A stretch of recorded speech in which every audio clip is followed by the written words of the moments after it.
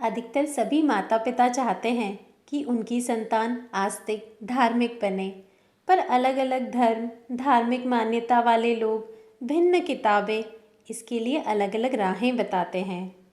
पर मेरा मानना है कि जो ईश्वर और आत्मा के अस्तित्व को स्वीकारे वे ही आस्तिक होते हैं। इसलिए हमें अपनी संतान को सिर्फ उनके बारे में बताना चाहिए और कहना चाहिए, तुम खुद उन पर विश्वास करके परखना। जीवन की कुछ मुश्किलें उन पर छोड़कर तो देखना वो तुम्हारी मदद अवश्य करेंगे। वो तुम्हें मुश्किल परिस्थितियों से ज़रूर निकालेंगे और तब उन पर जो तुम्हारा विश्वास होगा वही पक्का जीवन भर के लिए विश्वास होगा और तुम सही शब्दों में आस्तिक बनोगे। आओ मेरे बच्चे, यही बात मैं तुम्हें एक बड़ी ही रोचक कहानी के माध्यम से समझाती हूँ।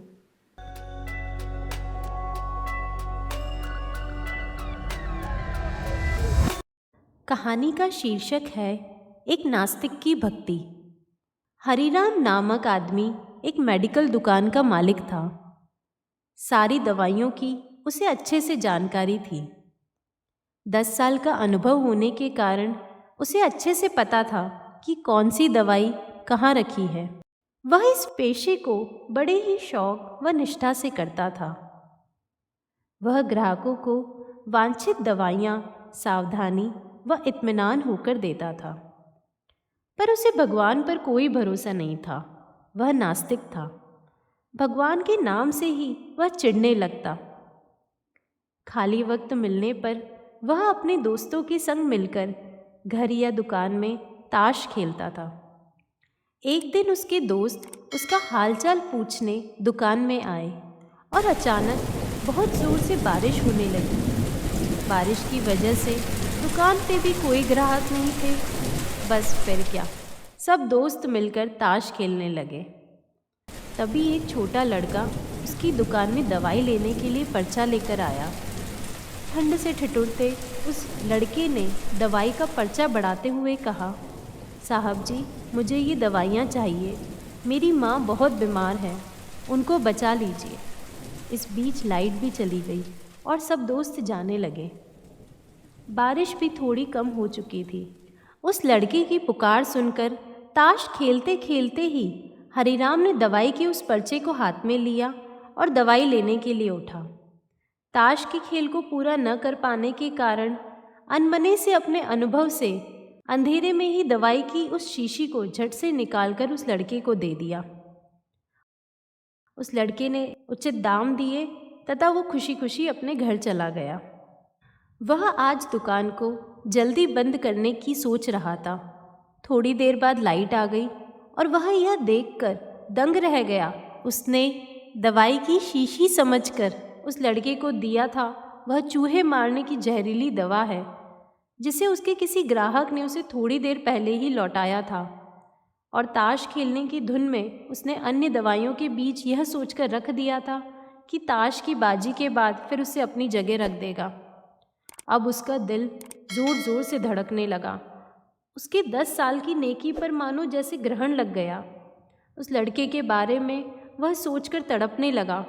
सोचा, यदि यह दवाई वह अपनी बीमार माँ को देगा तो वह अवश्य ही मर जाएगी।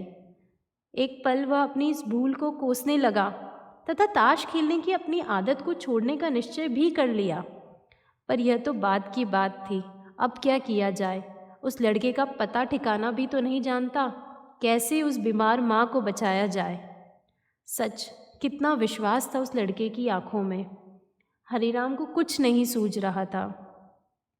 घर जाने की उसकी इच्छा भी अब ठंडी पड़ गई। दुविधा और बेचैनी उसे घेरे हुए थी। घबराहट में वह इधर उधर देखने लगा। पहली बार उसकी दृष्टि दीवार के उस कोने में पड़ी जहाँ उसके पिता ने जिद करके भगवान श्री कृष्ण की तस्वीर दुकान के उद्घाटन के वक्त लगाई थी। पिता से हुई बहस में एक दिन उन्होंने हरिराम से भगवान को कम से कम एक शक्ति के रूप में मानने व पूजने की मिन्नत की थी। उन्होंने कहा था कि भगवान की भक्ति में बड़ी शक्ति होती है। वे हर जगह व्याप्त हैं। और हमें सदैव अच्छा कार्य करने की प्रेरणा देते हैं। हरिराम को यह सारी बातें याद आने लगीं। आज उसने इस अद्भुत शक्ति को आजमाना चाहा। उसने कई बार अपने पिता को भगवान की तस्वीर के सामने हाथ जोड़कर आंख बंद करते हुए पूजा करते देखा था। उसने भी आज पहली बार कमरे के कोने में रखी उस धूल भरे कृष्ण की तस्वीर को देखा और आंख बंद करके दोनों हाथों को जोड़कर वहीं खड़ा हो गया। थोड़ी देर बाद वह छोटा लड़का फिर दुकान में आया। हरिराम के पसीने छूटने लगे। वह बहुत अधीर हो उठा। पसीना पोंछते हुए उसने कहा, क्या बात है बेटा, तुम्हें क्या चाहिए? लड़के की आंखों से पानी छलकने लगा। उसने रुकते रुकते कहा, बाबूजी, बाबूजी, माँ को बचाने के लिए दवाई की शीशी लिए भागे जा रहा था। घर के करीब भी पहुँच गया था। बारिश की वजह से आंगन में पानी भरा था और मैं फिसल गया। दवाई की शीशी गिर गई, टूट गई। क्या आप मुझे वही दवाई दूसरी शीशी दे सकते हैं? बाबूजी, लड़के ने उदास मन से पूछा। हाँ हाँ, क्यों नहीं, हरिराम ने राहत की सांस लेते हुए कहा। लो ये दवाई।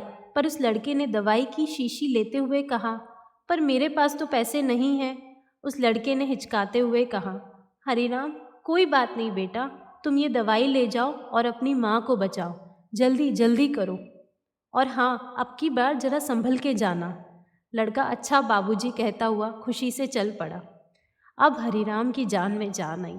भगवान को धन्यवाद देते हुए अपने हाथों से उस धूल भरी तस्वीर को लेकर अपने कुर्ते से पोंछने लगा और अपने सीने से लगा लिया। अपने भीतर हुए इस परिवर्तन को वह अपने घर वालों को सुनाना चाहता था। जल्दी से दुकान बंद करके वह घर को रवाना हुआ। उसकी नास्तिकता की घोर अंधेरी रात भी अब बीत गई थी और अगले दिन की नई सुबह एक नए हरिराम की प्रतीक्षा कर रही थी।